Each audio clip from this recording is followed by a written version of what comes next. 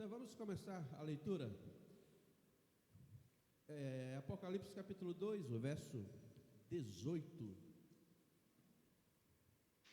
É a carta mais longa dentre todas elas, com alguns detalhes significativos para nós.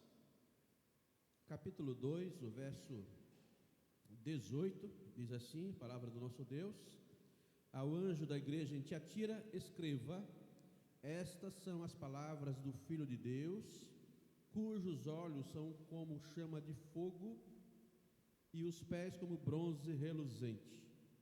Conheço as suas obras, o seu amor, a sua fé, o seu serviço e a sua perseverança, e sei que você está fazendo mais agora do que no princípio. No entanto, contra você tenho isto: você tolera Jezabel, aquela mulher que se diz profetiza. Com os seus ensinos, ela induz os meus servos à imoralidade e a cometerem alimentos sacrificados aos ídolos. Dei-lhe tempo para que se arrependesse da sua imoralidade, mas ela não quer se arrepender. Por isso, vou fazê-la adoecer e trarei grande sofrimento aos que cometem adultério com ela, a não ser que se arrependam das obras que ela pratica. Matarei os filhos dessa mulher. Então todas as igrejas saberão que eu sou aquele que sonda mentes e corações, e retribuirei a cada um de vocês de acordo com as suas obras. Aos demais que estão em Tiatira, a vocês que não seguem a doutrina dela e não aprenderam, como eles dizem, os profundos segredos de Satanás, digo: não porei outra carga sobre vocês. Tão somente apeguem-se com firmeza ao que vocês têm até que eu venha. Àquele que vencer e fizer a minha vontade até o fim, darei autoridade sobre as nações. Ele as governará com cetro de ferro e as despedaçará como a um vaso de barro. Eu lhe darei a mesma autoridade que recebi do meu Pai. Também lhe darei a estrela da manhã. Aquele que tem ouvidos, ouça o que o Espírito diz às igrejas. Muito bem, como sempre vamos pegar um paninho de fundo, né? Hoje não vou passar vídeos, porque Tiatira não tem nada de arqueologia, né? Então, diferentemente das outras cidades que a gente já estudou aqui, na verdade não temos muita coisa para mostrar em Tiatira na atualidade, então hoje vamos ficar somente com as informações um tanto quanto históricas.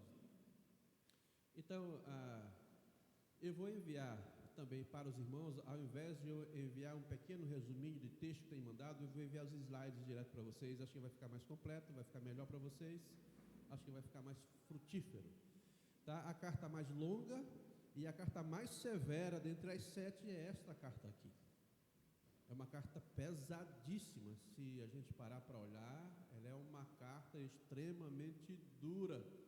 Normalmente se fala muito sobre a igreja de Laodiceia, né? Que não é quente, não é frio, eu vou te vomitar, aquela coisa. Mas essa aqui é a carta mais dura de todas elas. E ela foi escrita para confrontar a prática do paganismo que estava sendo tolerado dentro da igreja e que de alguma forma estava sendo bem sucedido. Tá bem? Então, ficou um pouco pequeno o IA, por isso que eu vou mandar para vocês, né? O IA não consegui fazer letras maiores, então por isso que eu vou mandar para os irmãos, vai ficar mais tranquilo. Tiatira, ela era um centro comercial bem importante. Ali no slide maior, pelo menos dá para ver ali. Vamos pegar aqui. Aqui é Tiatira. Então ela fazia a rota de Sardes que nós já estudamos. As cartas elas estão escritas dessa forma. Então aqui para cá já era Bizâncio. Então era uma rota comercial e também uma rota postal para atingir outras regiões aqui importantes. Com isso também ela tinha as vantagens de ser uma cidade comercial que fazia esse trajeto todo. Era um centro de adoração a Apolo. Apolo é o deus aqui grego, o deus romano, né? A mesma figura de Zeus, que seria a relação desse deus, o deus grego, né? Então, eles sempre adaptavam, né?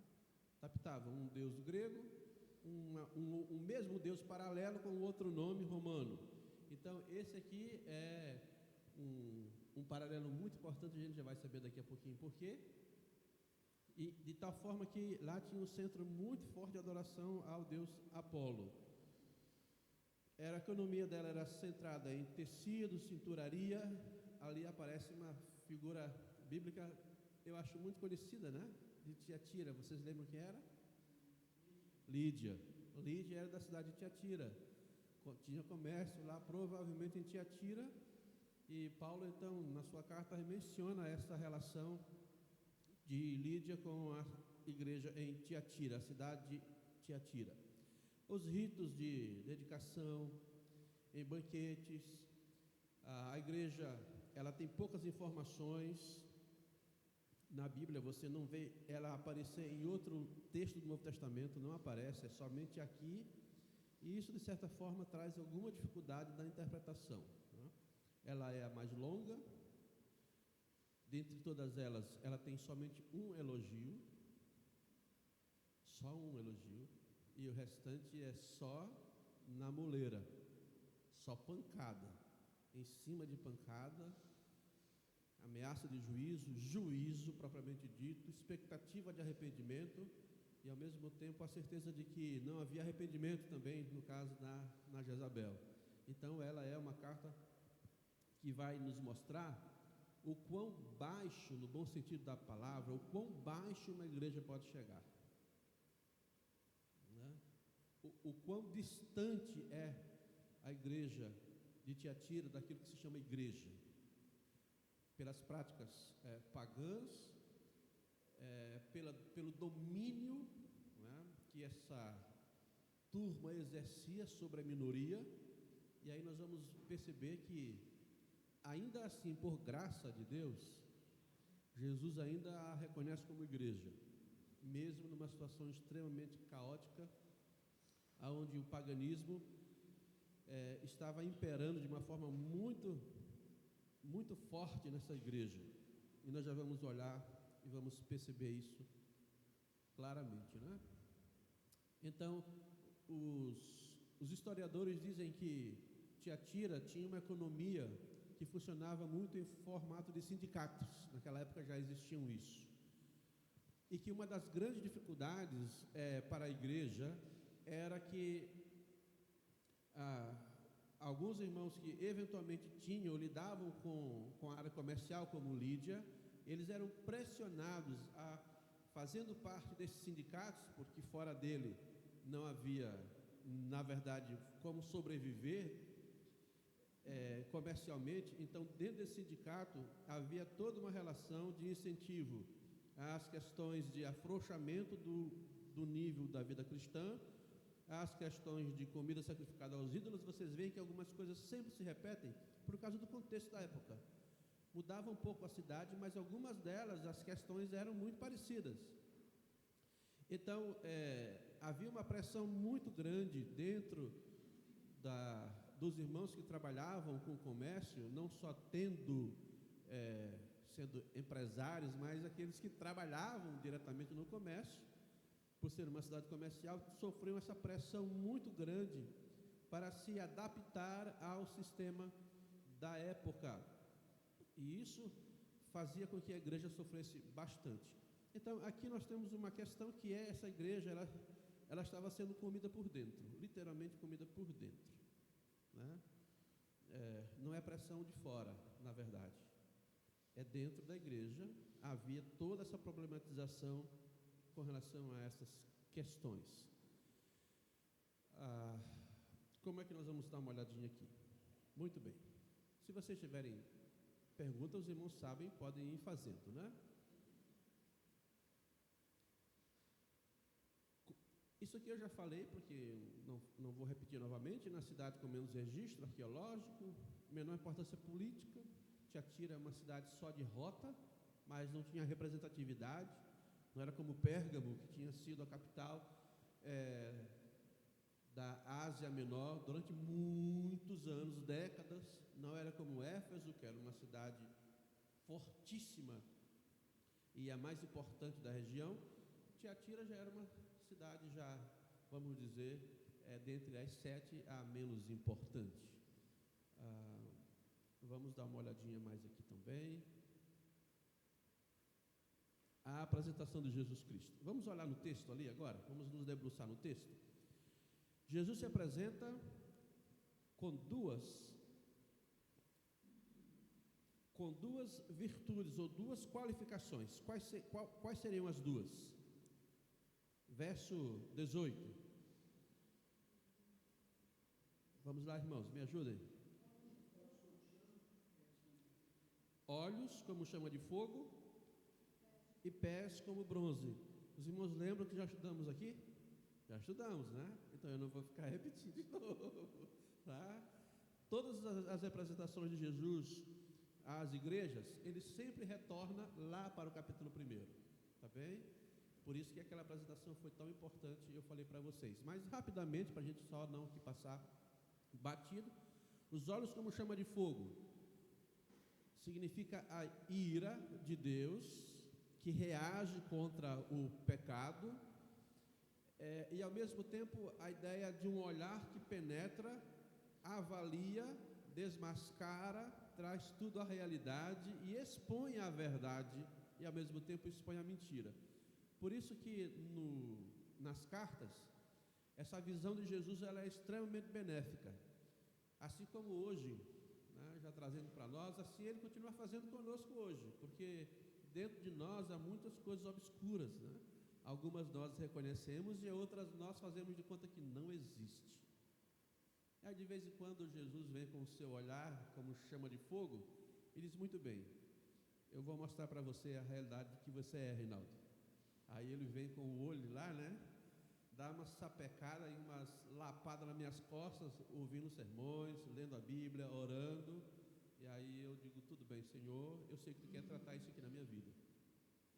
E ao mesmo tempo, quando me olha, por graça dele, ele também consegue observar algumas coisas que ele já fez na minha vida. Assim também é com o irmão e é comigo e é com a igreja. De tempo em tempo, isso aqui, irmãos, é significativo. De tempo em tempo, Jesus traz épocas diferentes para a igreja. E nessas épocas a gente sempre tem que procurar pensar o que é que ele está querendo nos mostrar que nós não estamos querendo enxergar, né? Então, nós não podemos esquecer de que, eu não vou entrar agora nisso, vou falar mais para frente, mas lembrar sempre de uma coisa, que Jesus não nos avalia em um momento, ele está sempre nos olhando, sempre nos olhando. Estamos sempre debaixo dos seus olhos, e os seus olhos trazem duas relações especiais. Primeiro, nos lembra de que o nosso Senhor é santo e ele reage à nossa pecaminosidade. Por graça, o seu olhar não nos consome, não nos destrói, mas ele nos purifica, tá? Ao mesmo tempo, esse olhar, ele é amoroso, porque o melhor sentido para nós cristãos é de que o olhar de fogo de Jesus, se nos purifica, é porque nos ama, é porque quer o nosso bem, é porque quer nos tratar, nos curar. Então, não há um vislumbre para o cristão verdadeiro de que o olhar de Jesus, como chama de fogo, é somente para juízo. É, quando necessário, para juízo, mas também é necessário como graça de Deus para nos refinar e nos purificar. Mas nós já falamos sobre isso, mas os irmãos podem sempre interromper bem tranquilamente, tá? E os pés como bronze polido, que nós já estudamos também. A questão da sua autoridade. Os pés são o instrumento, né, que nos move, que nos faz deslocar de um lugar para outro. É a ideia do Cristo que caminha em nossa direção, e ao caminhar em nossa direção, ele vem sobre nós no texto para mover e fazer com que nós sejamos então alvos das suas transformações. dentro do contexto romano, os pés sempre significam a ideia de que Jesus, ele marcha, como no Velho Testamento, sobre todo um sistema que é contrário a ele e a sua palavra. Então, nessa marcha, ele destruirá gradativamente todos os seus adversários. Ele destruirá o Império Romano, e assim como na escatologia nós dizemos, ele marchará sobre toda a sociedade contrária a ele, todo o mundo contrário a ele, e os aniquilará. Então, os pés de Jesus, ele traz essa ideia também de que marcha para se tornar vencedor sobre tudo e sobre todos. E enquanto marcha contra um sistema contrário aos princípios ou contra a verdade plena do Evangelho, ele também vai preservando a sua igreja, que não é esmagada por ele, mas é preservada. Os irmãos sempre têm que lembrar de estudar Apocalipse com o Velho Testamento, né? Se você olha o Velho Testamento, você percebe sempre isso. Deus indo à frente do seu povo, julgando o seu povo, purificando o seu povo e ao mesmo tempo vencendo no Velho Testamento. Ele vai vencer o cativeiro egípcio, vai vencer o cativeiro babilônico, vai vencer. E assim é essa trajetória do Cristo vitorioso, que dá a ideia dos pés que se movimenta, né? Que não dá a ideia de pés parado, mas de ação e de atitude. Muito bem. Você consegue perceber uma coisa diferente na apresentação de Jesus? Que termo é aqui no verso 18 que chama a atenção, que salta aos olhos? E se você já leu o Apocalipse, você não encontrará mais essa expressão em lugar nenhum do Apocalipse. Que expressão é essa? É Filho de Deus.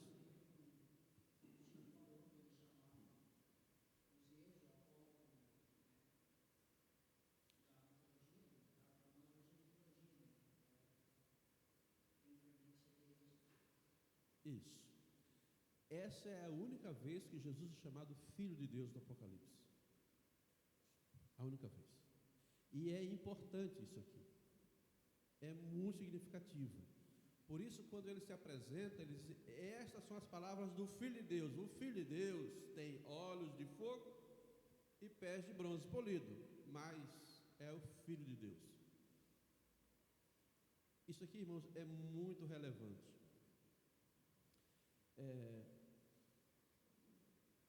O grande imperador romano já havia morrido, tá? Nessa época aqui. O primeiro grande imperador é Otaviano, eles acrescentaram nomes, mas é Otávio Augusto. Foi dado a ele o título de Augustus, que significa o sublime, o máximo. A ideia de Augusto é aquele que tem a primazia e é o maior e melhor de todos. Esse foi o primeiro imperador. Se você for estudar a história, você vai lembrar de muitas coisas. É porque não é o objetivo da aula, mas seria bom os irmãos, quando forem estudar algum livro da Bíblia especificamente, ou a se aprofundar em alguma passagem, até mesmo na internet você encontra muito material confiável que você pode utilizar, tá?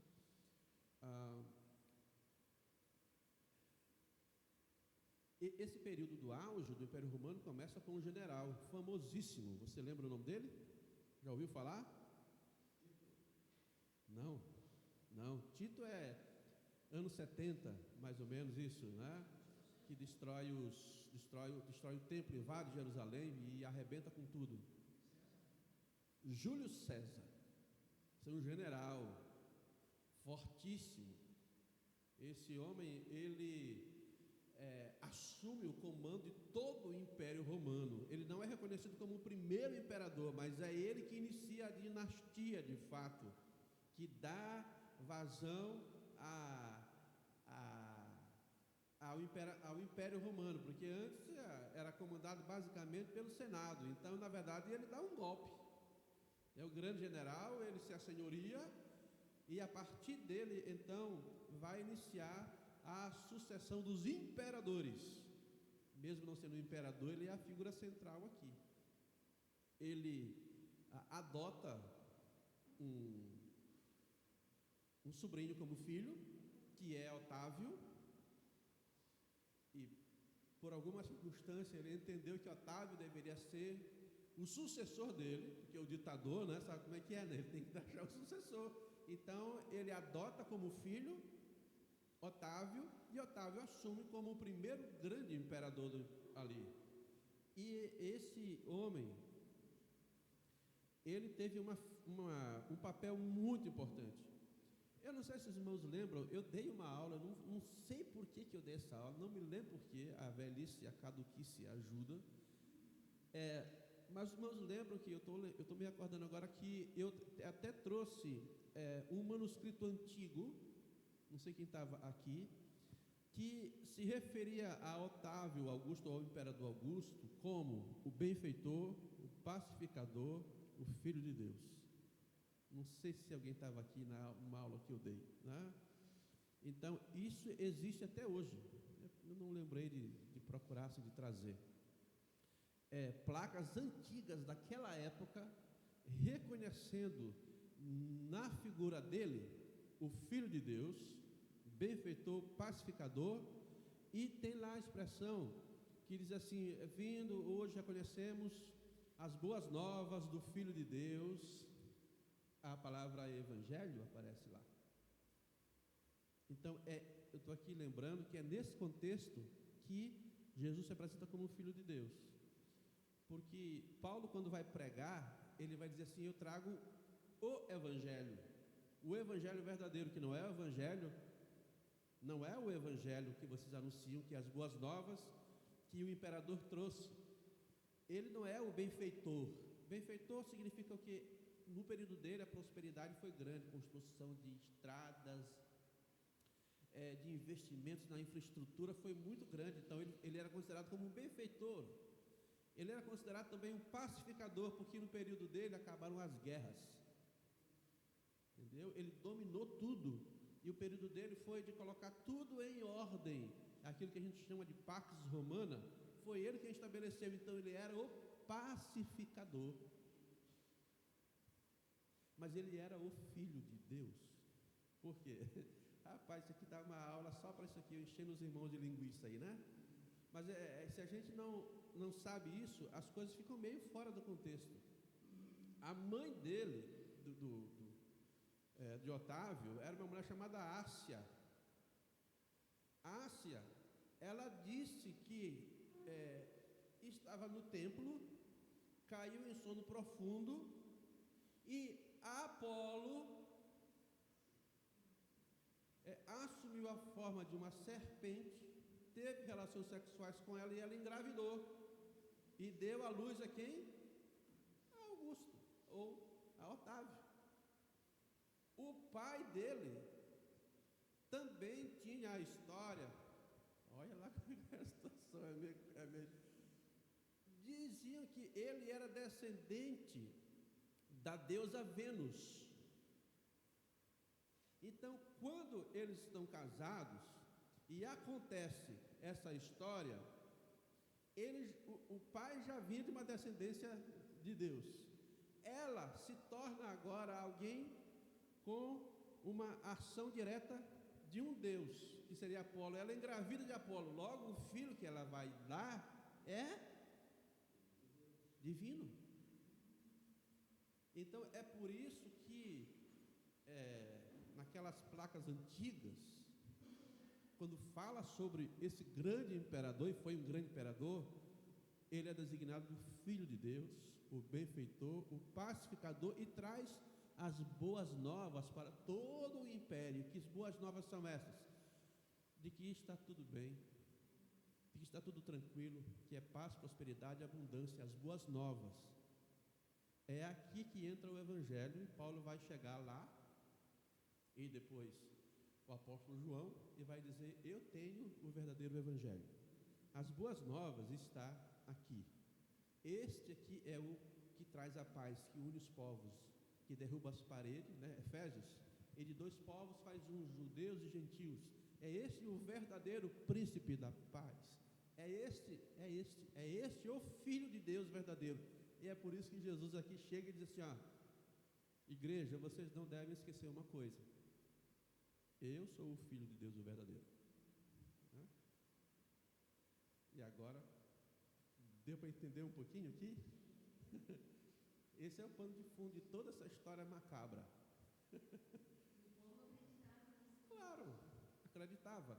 Porque dentro do panteão, tanto grego quanto romano, era muito comum a mitologia deles, era muito uma mitologia de afronta. Por quê? Os deuses gregos e romanos, eles eram deuses terríveis. Se você até ler qualquer material, por mais, como diz lá no Nordeste, mais chumbrega que seja, por mais furreco que seja, você vai sempre perceber que os deuses, eles não se importavam com as pessoas, nem com o mundo criado. Eles criaram e para eles, na mitologia, eles se divertiam com o mundo. Então, de tempo em tempo, um deus assumia a forma humana, escolhia alguém lá, tinha uma relação sexual, nascia um semideus. Aí, se você vai olhar lá no Olimpo, os deuses, abaixo, os semideuses, que eram humanos e divinos, porque eram frutos de uma relação de um Deus com o outro. Então, eles tinham vários níveis. O Olimpo supremo, os deuses verdadeiros, né? Depois você tinha os semideuses e você tinha os humanos. Era ralé. Então, por isso havia toda essa pressão e o medo dos deuses da época, porque eram deuses opressores, eram deuses que se divertiam à custa da sociedade, criaram o mundo e os abandonaram à sua sorte. Não interagem com eles. Quando interagem com eles é só para se divertir, é só para brincar. Eram joguetes na mão dos deuses. Então era difícil para muitos entender um Deus que se fez homem, mas ao invés de se aproveitar, ele se ofereceu, ele se deu, se doou, né? Morreu, sofreu. Era inconcebível para um grego ou romano um Deus que sofre por amor a alguém. Não havia isso, não havia possibilidade sobre isso. Aí esse é o grande problema, né? Hoje, por exemplo, uma boa parte da igreja, o que acabou com a igreja na Europa? A outra voz, a voz do liberalismo teológico, que acabou com a igreja. Então, às vezes não é a questão de uma prostituição, de adoração a outros deuses, como era na época, como era aqui na época que a gente está estudando. Mas às vezes é uma voz que surge no meio da igreja, que é uma voz completamente diferente da voz de Jesus e arrebenta a igreja. Então o que matou a igreja na Europa foi o liberalismo teológico. Começaram a olhar para a Bíblia e dizer o seguinte: não, isso aqui tem uma mensagem, realmente, a mensagem é importante, ela é fundamental para a nossa vida como igreja, como sociedade, mas isso aqui não é real. Por exemplo, Jesus não andou sobre o mar, né? O mar vermelho, ele não foi dividido ao meio. O que nós temos ali é a ideia de que Deus conduziu o seu povo, que venceu todas as lutas e conduziu o seu povo para uma outra realidade, mas esses milagres aqui, eles não aconteceram. Depois começaram a dizer, não, mas o inferno é uma coisa que não existe mesmo, porque um Deus de amor, então, você percebe, não foi a questão da idolatria na Europa. A questão da Europa foi que o liberalismo teológico, o ataque ao fundamento da Escritura Sagrada, as interpretações erradas, sempre como voltado para uma visão mais racional do Evangelho, matou a igreja, arrebentou com a igreja da Europa. Então, depende da voz, ela pode ser diferente, mas o final do processo vai ser sempre o mesmo. Entendeu? Então, no Brasil hoje, você tem muito do esoterismo dentro das igrejas, muito do paganismo dentro das igrejas, muita prática pagã, de fato e de verdade, no meio das igrejas, com ritos e rituais que não tem nada a ver do Evangelho. É o paganismo que vem com uma outra roupagem e que se santifica aquilo que o paganismo produzia e diz, não, agora, porque é feito dentro da igreja, está tudo em paz. Está tudo tranquilo, está tudo bem. Coisas mais básicas, como a gente falou, né? Atribuir a rosa ou um sabão, poder de poder fazer coisas, né? Se você tomar banho com esse sabonete, você vai, quer dizer, isso é paganismo, né?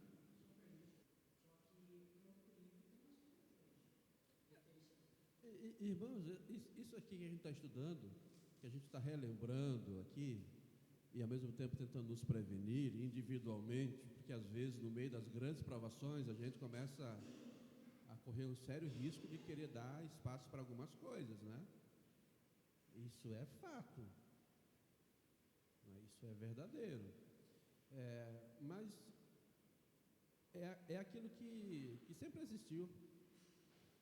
Lembre-se de que Satanás, ao ser derrotado pela ressurreição de Jesus Cristo, ele não pode mais tocar no Cristo, então ele quer tocar a igreja dele, tocar no sentido de fazer o mal.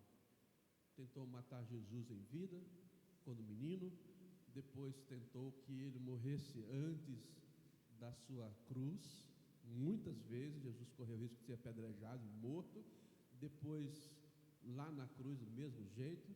Então, enquanto Jesus, quanto homem, estava aqui, ele podia ser atacado por Satanás. Depois da sua ressurreição, ele não pode mais ser atacado por Satanás.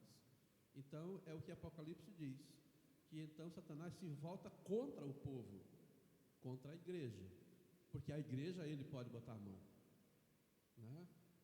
Então, essa é a realidade.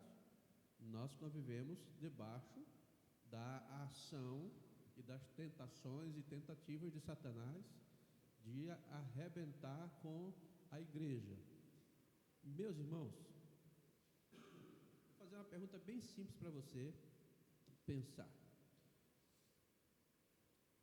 Você e eu como cristãos, o que é melhor para Satanás? Que a gente cometa pecados ou que a gente acredite em mentiras? Entendeu a pergunta? O que Satanás mais quer? Que você peque ou que você acredite em uma mentira? A grande questão é, eu peco, posso pecar, lembro das classificações de pecados grandes e menores e pequenos, posso até cometer um pecado grande, mas eu tenho a possibilidade de me arrepender. Mas quando eu acredito na mentira, ele ganhou. Ele ganhou. Porque aí, acreditando na mentira, eu vou viver com base na mentira. Eu não sou. Oi?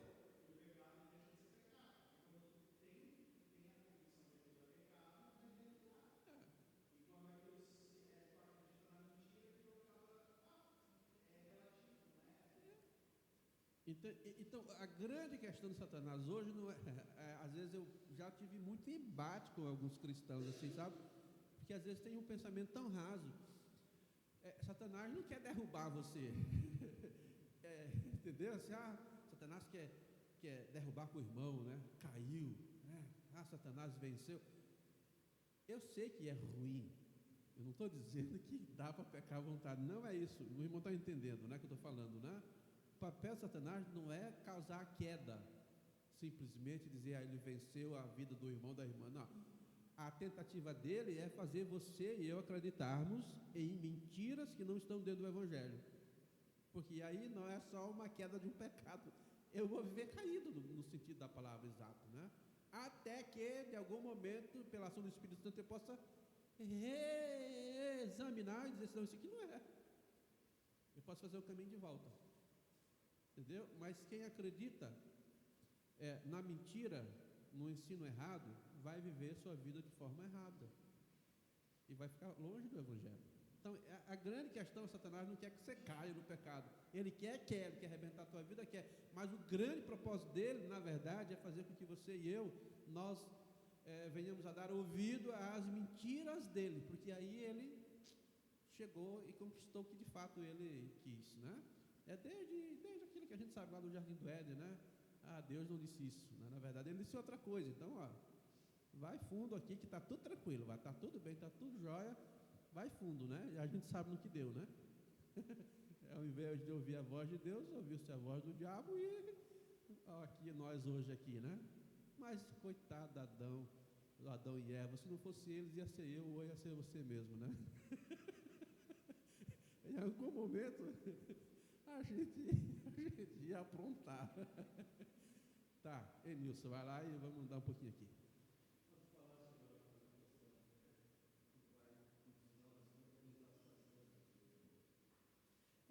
Lembre-se que uma árvore não é derrubada com uma única machadada, né? Nenhuma árvore cai de uma vez só. Então, o segredo é você corromper a raiz dela. Depois que você corrompe a raiz, ela vai cair mais cedo ou mais tarde, né? Porque mesmo se você cortar ela no meio, ela continua existindo. Ela vai voltar a crescer. Então, quando o diabo quer arrebentar com a gente, ele não está querendo simplesmente dar um talho no meio do nosso, não. Ele quer ir lá na raiz. É lá na raiz que vai apodrecer, né? E apodrece secretamente. Um talho de um machado numa árvore, todo mundo olha. Agora, a raiz está lá embaixo da terra. Quando ela vem, ninguém vê. É que nem cupim, né? Você só descobre o cupim quando ele já está comendo por dentro, né? Essa é a grande questão, né? Quer falar, Rogério? Não? Então vamos lá, meus irmãos, vamos dar uma olhada aqui, tá? Gente do céu, vamos ver. Os irmãos vão receber o material, tá? Esses slides, que ficou bom de comparativo, vai ficar melhor. Então você tem ali a motivação, método, caminho, destino final. Está tudo ali colocado. A motivação da voz do Senhor Jesus. Santidade, verdade e pureza. É aquilo que Ele quer fazer sobre a nossa vida. A voz, no caso de Tiatira, que também vale para hoje, ganância, vaidade e poder sobrenatural, né? Ela era profetisa, dava revelações novas, né? Isso é poder sobrenatural, né? Então, o profeta de Deus vai falar hoje, venha hoje no tempo que hoje o profeta de Deus vai trazer uma grande verdade para você, né? Entendeu? Você tem todas essas questões hoje, continua no meio da igreja, que se sustentam em grande parte na figura de uma, duas, três pessoas no máximo, né? Bota lá a foto do cara lá na placa lá, então ele é o bom, né? O método, exposição pelo fogo, as profundezas de Satanás, aí os irmãos vão poder olhar isso com detalhamento em casa. Aí você tem a questão do juízo, que fica muito claro no texto, ali, quando você olha para a passagem, e Jesus disse no verso 20, né, a partir do verso 20, aí quando chega no 21, falando para essa profetisa, para essa mulher que se apresenta como profetisa, dê-lhe tempo para que se arrependesse, mas ela não quis se arrepender. Então você tem sempre o conceito da graça do tempo, que serve para nós hoje também. Deus trabalha sobre a nossa vida, nos dá tempo para que nós nos arrependamos de coisas que nós sabemos e que praticamos que são contrárias à vontade dele. Deus é longânimo. Ele vai dando e tem a paciência conosco. Mas a gente sempre lembra, na figura também do próprio Velho Testamento, quando Deus teve paciência com o povo e foi dizendo ao povo, olha, vocês estão se afastando de mim, se arrependam, manda os profetas. Os profetas vão anunciando no Velho Testamento, e Deus vai com paciência, vai mandando mais profeta, e vai demorando ali dezenas de anos, né? Dos profetas falando, de Deus falando, vai falando, e o povo vai dizendo, não vai dar nada, vamos comer e dormir, como é que dizia na época lá, né? Comamos e bebamos, e amanhã, vamos morrer amanhã, né? Mas vai ser amanhã, pode ser daqui a 500 anos, nunca vai chegar. Aí chega um momento que utiliza aquela figura de expressão, a taça da ira de Deus encheu, e ela não encheu, ela transbordou. Esse é o tempo. Deus é um Deus paciente conosco. Ele nos chama, diz, meu filho, olha, vamos arrumando as coisas aqui, né? Vamos, Senhor, vamos, no fim vamos daqui, né? Aí vai.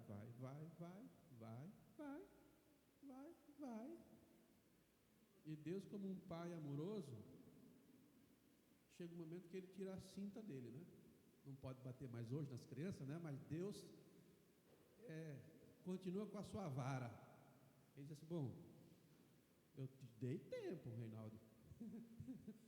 Eu te dei tempo, eu falei para você, estou te advertindo.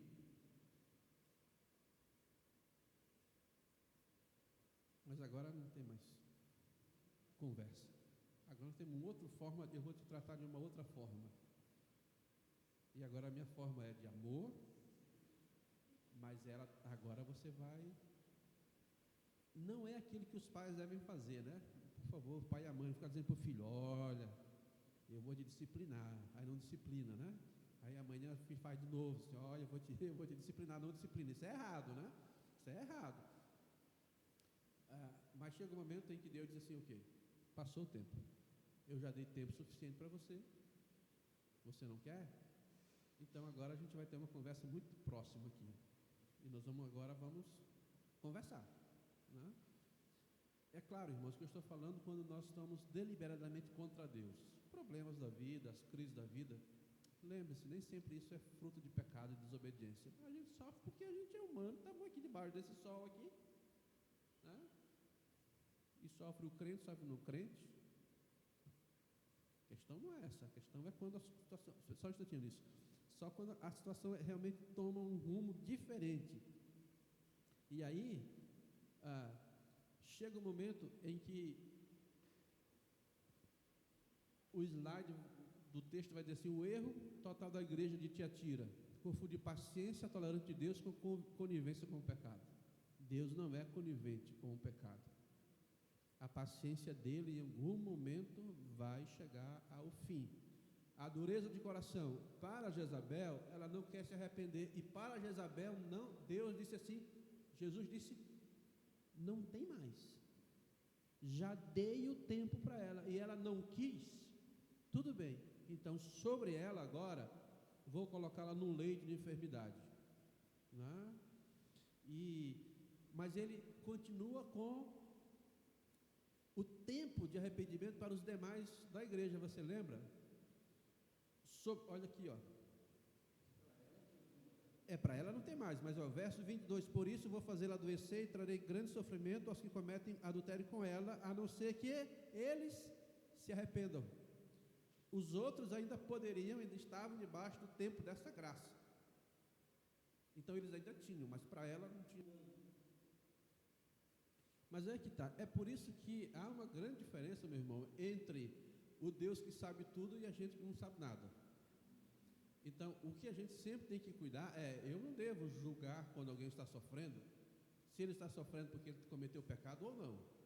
A minha única função que eu posso ter é de, se me compadeço, por amor, posso caminhar junto e tentar ajudar.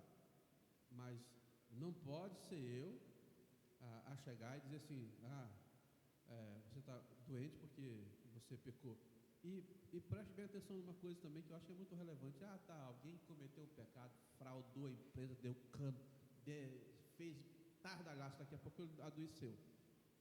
Pode ser que a doença dele também não seja vinda direta de Deus. Pode ser que seja, pode ser que não seja. A gente não sabe isso. Por isso que na Bíblia, o papel examinatório ou do examinador sempre pertence ao Senhor. É Ele que sonda, é Ele que conhece a realidade. Então a gente nunca deve caminhar nessa linha. O que nós podemos fazer é orar pelas pessoas, se soubermos que elas estão em rebelião contra Deus, orientá-las, né? Mas a gente sempre tem que cuidar isso aí. Sempre tem que cuidar. A nós não compete coisas que não são da nossa alçada.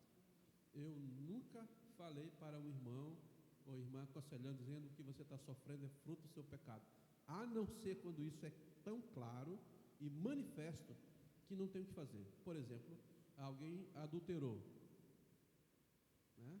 Adulterou, traiu a sua esposa, ou a esposa traiu o filho, ou traiu o marido, e tem o caos dentro da família, e tem sofrimento de filhos. É óbvio, eu não preciso ser espiritual para saber que o sofrimento da família é fruto do pecado, né? Porque isso é manifesto publicamente. Mas as demais coisas a gente sempre tem que tratar, e nem tem muito, eu diria, nem tem muito que se preocupar com isso, né? né?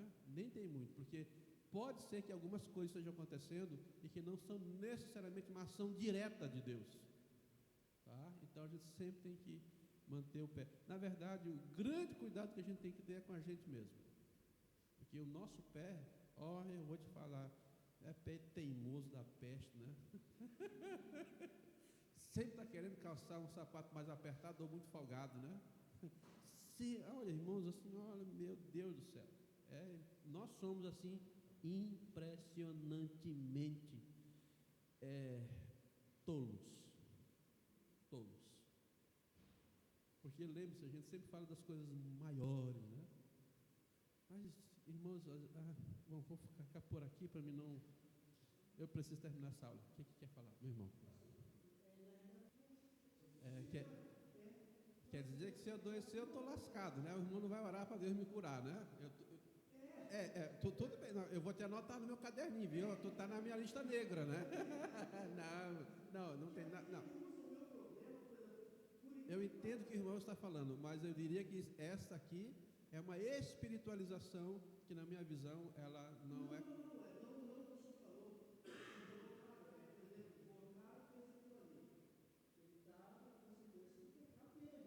Sim.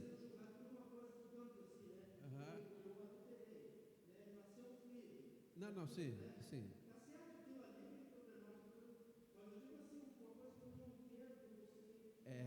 Eu sei, meu irmão. O que eu estou dizendo é o seguinte: é responsabilidade nossa orar para que as pessoas sejam curadas.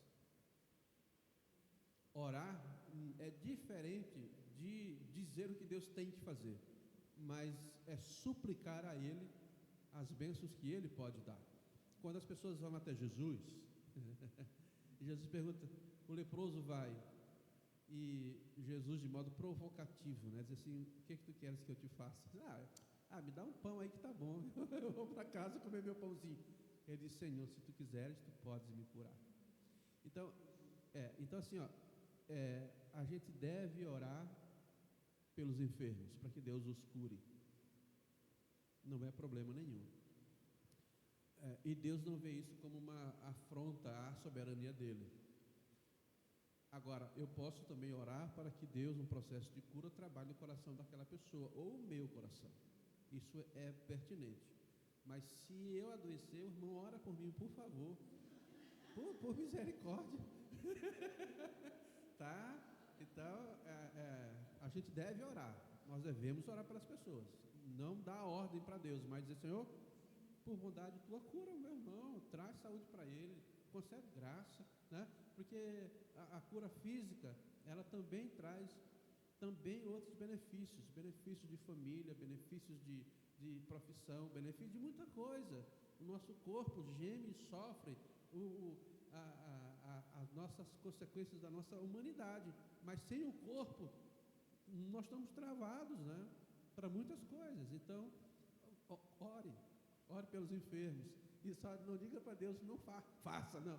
Senhor, por bondade, por graça, por misericórdia, né, traz cura, e trabalha para que a cura que venha, se vier, traga uma edificação espiritual para a pessoa, né? Ore por mim, por misericórdia, meu irmão. Tá. Meus irmãos aqui, viu? Olha bem, domingo que vem a gente vai estudar a igreja de Sardes, que na verdade é um resumo de muita coisa que a gente já estudou. Então eu vou terminar o finalzinho de Tiatira no domingo que vem junto com a de Sardes, tá? Eu não quero alongar muito aqui o nosso horário, para não prejudicar também o seu almoço. Mas é sempre importante que a gente lembre de que nós não temos um Deus leniente, um Deus que fecha os olhos, mas Deus está dando tempo, não só para nós, mas tempo para a humanidade. Lembre-se o apóstolo Pedro, cadê a volta do Senhor? Não veio, isso é conversa fiada. E Pedro diz assim, não, vocês não estão entendendo as coisas. O Senhor é longânimo e Ele está esperando que pessoas se arrependam, para que conheçam a Ele, né? Assim como hoje também, por que Deus não acaba com tudo? logo já traz, Jesus já volta, vai todo mundo para o céu. Essa é a nossa visão limitadíssima.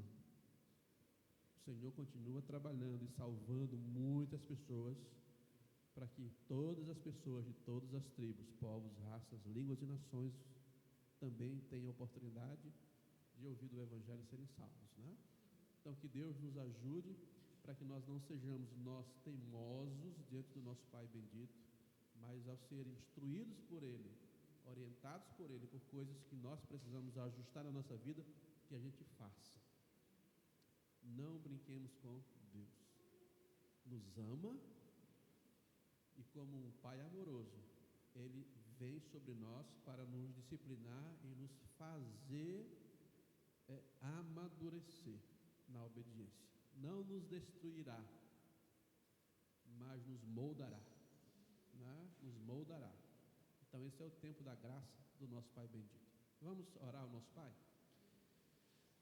Senhor, muito obrigado pelo tempo que nós ficamos aqui conversando, compartilhando da Tua palavra, e a oração que posso fazer agora pelos meus irmãos que estão aqui, pela nossa igreja e pela Tua igreja espalhada em toda a face da terra. Senhor bendito, abra os nossos ouvidos para que sejamos sempre atentos ao chamado para ouvir a Tua voz. Deus, traga também uma purificação sobre a nossa igreja aqui, que nós congregamos, sobre a igreja em toda a face da terra. O Senhor é capaz, e só Tu podes fazer isso, de trazer essa santidade, a purificação, e tornar o Teu Evangelho pleno e capaz e suficiente para a existência do Teu povo espalhado aqui nesse planeta, Senhor. Deus bendito, no meio de tantas heresias e tantas crendices e tanto paganismo no meio da igreja, que venha o tempo em que Tua igreja seja curada, sanada, santificada, de tal modo que o Senhor seja glorificado, mesmo hoje em meio a tantas igrejas que se afastaram do Teu Evangelho. Oramos por nós, individualmente, para que nós não nos deixemos seduzir por nenhuma outra voz, nem o nosso próprio coração, Senhor. Ajuda-nos a ouvir a Tua voz, sermos obedientes, atentos ao Senhor. Ajuda-nos a não imaginarmos que nós podemos também ter um coração dividido, mas ajuda-nos a ter um coração reto em obediência ao Senhor, porque certamente isso também nos fará Te conhecer melhor. Muito obrigado pelo Teu amor, pela Tua graça.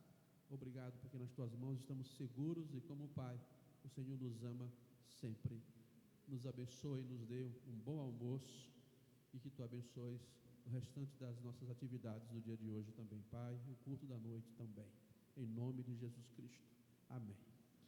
Meus irmãos, muito obrigado por compartilhar esse tempo com vocês, por vocês também me ajudarem na aula aqui. Obrigado, Deus abençoe vocês, até o próximo domingo.